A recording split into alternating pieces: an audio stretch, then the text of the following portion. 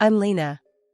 My world used to be pretty decent, with my mom, Jane, being the cool optometrist in town and my dad, Richard, playing the hotshot plastic surgeon. Our house was always buzzing, either with mom's gentle guidance or dad's big tales of making people beautiful. Lena, pass those files, will ya? Mom would call out during her sessions at home. I loved being her sidekick, feeling kinda important in our little clinic world. Dad was another story. He'd breeze in, all charm and stories about his latest masterpiece surgeries. You know, beauty ain't just about what you see. Mom would hit back, trying to teach me something deeper. I didn't get all their jabs at each other, but I felt the chill in the air.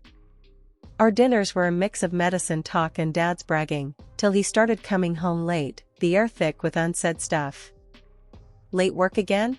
Mom would dig, her voice sharp. Someone's gotta do the real work around here, Jane. Dad snapped one evening, colder than ever.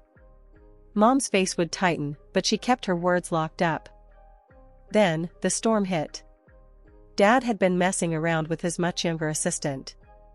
The day he decided to bail, he packed up like he was just heading off to another conference, not leaving his whole life behind. Richard, how can you just walk out on us? Mom tried to fight, her voice all shaky. It's not you, it's me. Look after your mom, Lena, he said, barely glancing my way. His advice felt like a slap. Wasn't he supposed to be the one looking after us? What followed was a nightmare. Mom dove headfirst into a depression so bad, it felt like she'd vanished. We had to ditch our home for a cramped apartment, all cause Dad decided he wanted the house for himself and his new chick. Why's he doing this, Mom? I couldn't wrap my head around the mess. People change, Lena. Or maybe they just show their true colors. We'll get through, she whispered, but it was like talking to a ghost. She was out of it, barely holding on. We were sinking fast, and then came my grandparents, throwing us a lifeline with all the love and backup we needed. Your mom's stronger than she knows, Lena. We'll help her back on her feet, Grandpa would say, him and Grandma standing like two pillars by our side. They never trash-talked Dad, but the lesson was clear, family's what you have when the world turns its back. Then came the final blow. Dad wanted the house, all for himself and his new family. Mom was too beaten down to fight, nearly letting him have it all. But then, my grandparents stepped in, guns blazing. They hired a lawyer who fought tooth and nail, managing to claw back half the house's value. That house got sold, and with that money, Mom could afford a small apartment for us.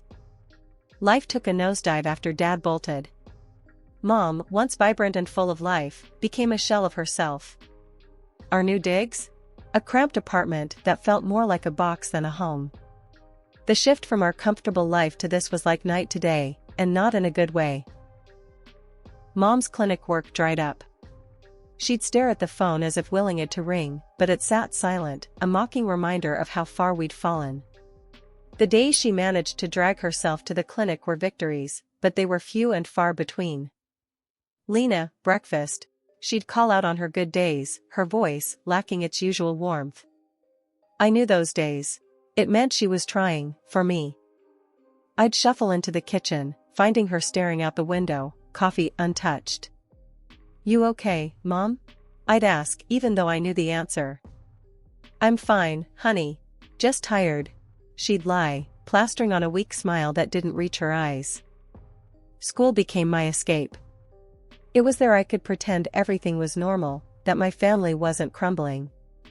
But kids talk, and it wasn't long before whispers of my dad's affair and our fall from grace reached my ears. Hey, Lena, heard your dad left 'cause he got tired of your mom. That true? Jack, a kid with too much mouth and too little sense, sneered one day. Shut it, Jack. You don't know anything. I'd snap back, fists clenched. I learned to fight with words, my tongue as sharp as any knife. At home, the silence was deafening. Mom and we were like two ghosts, passing each other in a fog of sadness. But then, Grandma and Grandpa stepped in. They were our rock, refusing to let us sink further. Jane, you can't let this beat you.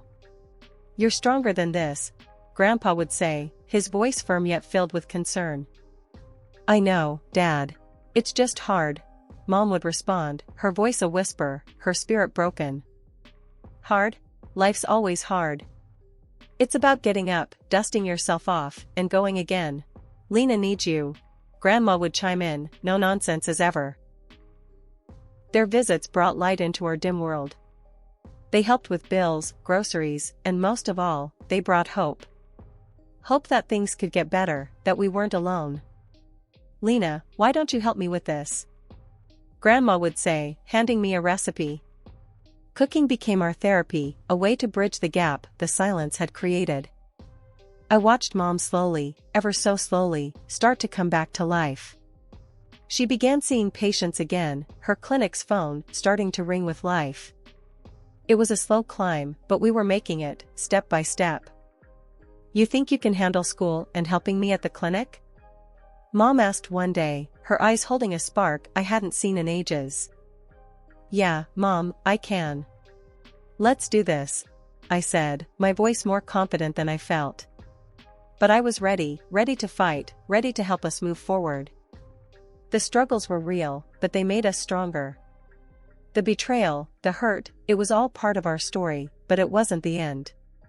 It was just a chapter, one that taught us about resilience, about fighting back when life knocks you down.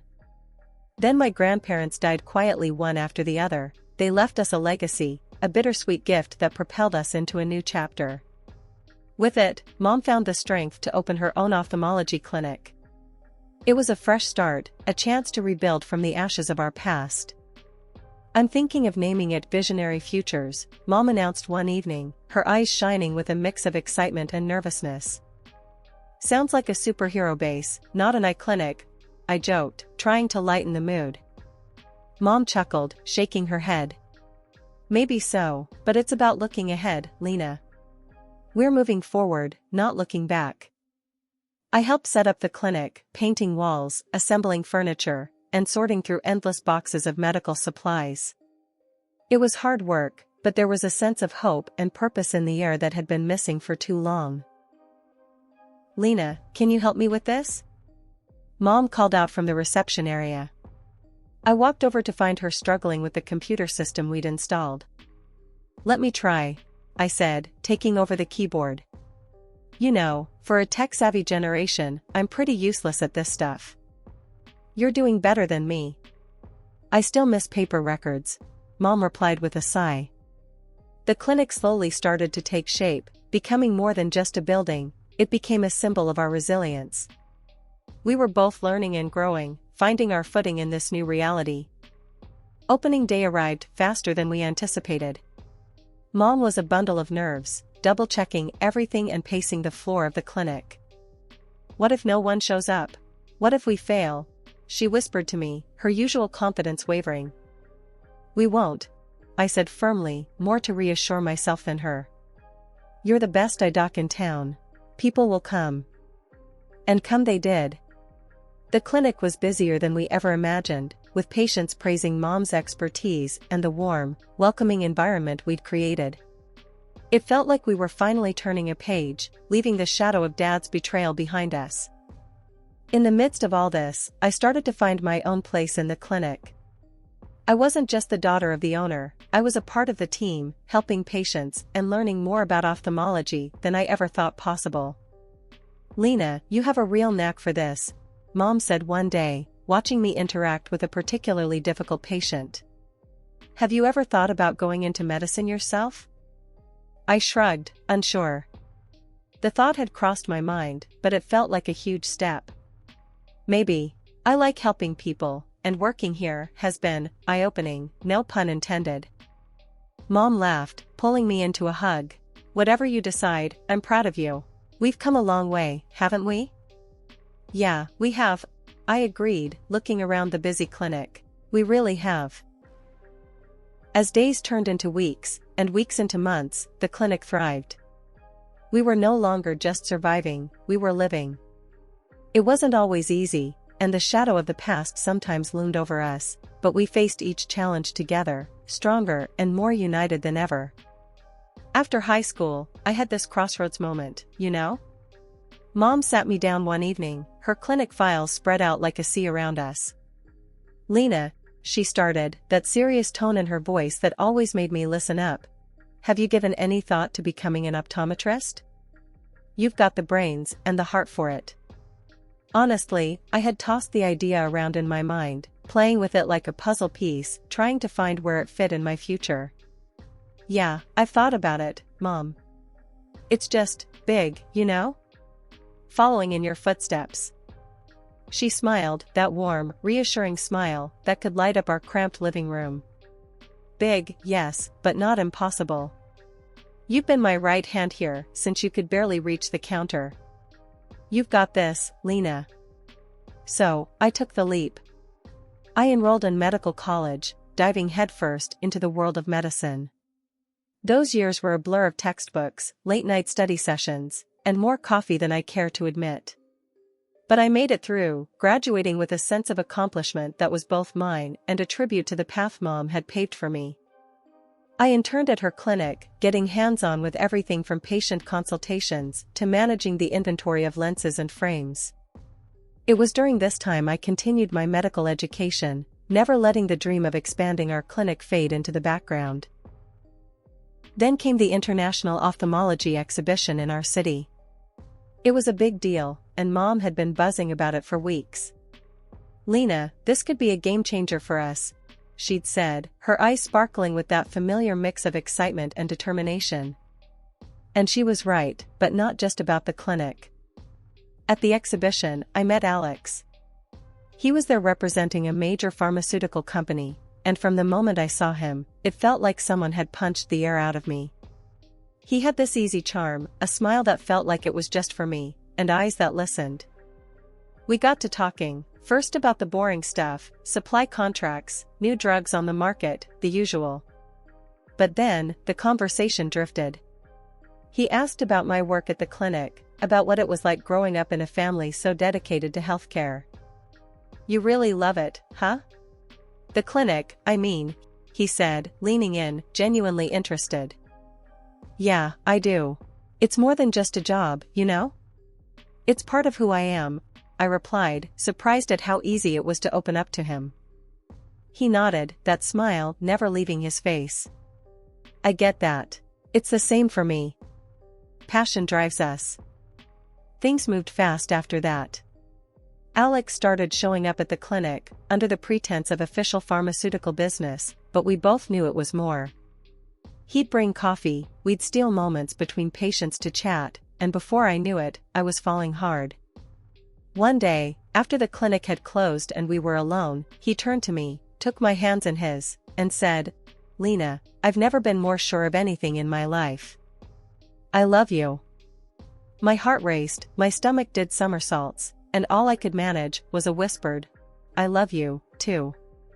He smiled, that now familiar smile that promised so much more.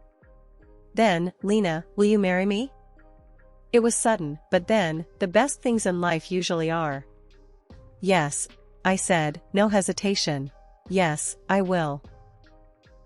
The excitement of the engagement consumed us. We dove into wedding planning, our days filled with talk of dates, venues, and dresses. Life at the clinic was usually a calm sea, the kind you'd want after a storm's passed. That day, though, it felt like the storm decided to make a U-turn. I was sitting behind the reception desk, scrolling through wedding dresses on the clinic's computer, dreaming, planning. That's when the door banged open, like trouble decided to walk in on two legs, dressed in expensive clothes that screamed louder than their voices. The couple, a man and a woman, strolled in like they owned the place, eyeballing everything with a mix of disdain and superiority. The man, about 60, with an air that he'd breathed better air than the rest of us, was the first to break the silence. "Hey, we need to see the doc, pronto. Got no appointment, but tell her it's urgent," he barked, his voice grating against my already fraying patience. I plastered on my professional smile, the one Mom taught me for just such occasions. "I'm sorry, but we're fully booked for the next 2 weeks. I can take your number and call you if there's a cancellation?" His reaction was like I slapped him with the schedule. What? You can't squeeze in a real doctor? Do you even know who I am? Before I could muster a response that wouldn't get me fired, his gaze landed on my computer screen. The smirk that crawled up his face was enough to make my skin crawl. Looking at wedding dresses on the job? And look at you, thinking someone would marry that? I felt my cheeks burn, not from embarrassment but pure, boiling anger. Excuse me, but my personal time is none of your business. Now, if you don't have an appointment, I must ask you to leave. His laughter was like sandpaper to my ears. This is how you treat people here? No wonder this place looks like a dump. And you, girl, ever thought of visiting a plastic surgeon? That nose and those lips could use some work. I was about to launch myself over the desk and show him exactly what this girl could do when Mom came out. Her timing was always either perfect or disastrous, depending on how you looked at it. Her eyes widened in shock. Richard? The atmosphere turned electric. Richard, the illustrious father who'd taken a hike from our lives, looked like he'd just swallowed a bug. And who might you be? His voice was laced with feigned ignorance, but the venom was palpable. Mom's backbone turned to steel. The mother of the girl you've just insulted, she shot back, her tone slicing through the tension like a scalpel. His companion, a walking advertisement for plastic perfection, piped up. Let's go, honey. This place isn't worth our time. That's when Mom turned to me, her voice loud enough to cut through the standoff. Lena, this piece of work is your biological father. Be thankful he left, we're better off without his delightful company. The man, my so-called father, Richard, recoiled as if Mom's words were physical blows. His arrogance deflated slightly, revealing a flicker of something else. Was it guilt? Or just surprise at being confronted so directly? You can't talk to me like that, Jane. I've achieved things you wouldn't even dream of. He shot back, trying to recover his earlier bravado. Mom snorted. Achieved? Destroying families? Abandoning your daughter? If those are achievements, then yes, you're quite successful. The room felt too small for the growing tension. I stood there, rooted to the spot, watching this surreal exchange between my parents. It was like watching a car crash in slow motion. You want to look away, but you just can't. Just when I thought the drama couldn't crank up any higher, Dad brushed off Mom's words like they were just pesky flies and doubled down. Look, just get the owner. My time's precious, and I'm not about to let your little clinic's reputation tank because you can't recognize importance when it's staring you in the face. Mom stood her ground, her voice calm but laced with steel. The owner? You're looking at her. And Lena here, she's not just my daughter. She's the co-owner and the future of this clinic. The look on Dad's and his new wife's faces? Priceless. Like someone had slapped them with a reality stick. Then Alex, my fiancé, sauntered in, quiet as a cat but with a presence that filled the room. Mom wasn't done, though. She launched into Dad like a missile. You left us for your assistant, stole our money, and made life a misery. But look at us now. We're standing strong, and frankly, I thank God we're rid of a nobody like you. Dad tried to puff himself up, all indignant like. Changed my mind about this place. Got my own clinic with top-notch specialists. Just needed a quick consult while on the road, that's all. That's when Alex, bless him, chimed in. Your clinic? Aren't you the same guy who botched that surgery on the Hollywood star? Got your license yanked and left drowning in lawsuits? You could practically see the steam coming off Dad. His face went from red to ghost white. That's all lies. I'm well respected in my field. Alex didn't skip a beat. Respected? The only thing you're leading in is the race to the bottom. Bankrupt, tangled in legal troubles, and now this pathetic show? Not much of a legacy. Dad just soaked it all in, face getting redder with every word, until he couldn't take it anymore. That's a load of bull, he exploded, his voice cracking under the pressure. I'm a legend in plastic surgery. My hands work magic. He gestured dramatically towards his wife, as if she was his masterpiece exhibit. Mom, Alex, and I couldn't help but take a good look at her, and, well, let's just say it wasn't a pretty sight. The work he'd done was questionable at best. Seeing our reactions, Dad's wife lost it. She hurled insults at him like grenades, her voice sharp and cutting. Bad doctor. Bankrupt. You're a disgrace. And with that, she stormed out, leaving a silence that echoed off the clinic walls. Dad, now alone and looking smaller than I'd ever seen him, slunk off after her without another word. It was like watching the end of a sad, twisted play. After my dad and his wife made their less than graceful exit, the clinic felt lighter somehow, like we'd just aired out a room that had been closed off for too long. Mom and I shared a look, a mix of relief and disbelief. Alex stood by the reception, a silent but solid support system. Can you believe that just happened? I broke the silence, still reeling from the encounter. Mom let out a laugh, the tension in her shoulders easing. Believe it? I lived it. And honestly, Lena, I'm just glad it's over. Alex came over, putting an arm around me. You both handled that brilliantly. If that was me, I don't think I could have kept my cool. I smiled, leaning into him. We've had a bit of practice dealing with difficult patients, but he's on another level. Yeah, well, he's gone now. And from what I've seen, he won't be back anytime soon, Alex added, ever the optimist. Mom nodded, her gaze thoughtful. It's strange. For so long, the thought of facing him seemed like the ultimate showdown. Now that it's happened, it feels like, I don't know, like closing a book I've been reading for too long. That's because we're on to the next chapter, I said, feeling a surge of hope. And this time, we're writing it on our terms. As the day wound down, I found myself staring at the door Dad had walked out of. It was just a door, but it felt symbolic, like the barrier between our past and our future. Thinking about locking that door and throwing away the key? Alex joked, coming up beside me. Something like that, I admitted. But more about all the doors that are still open for us.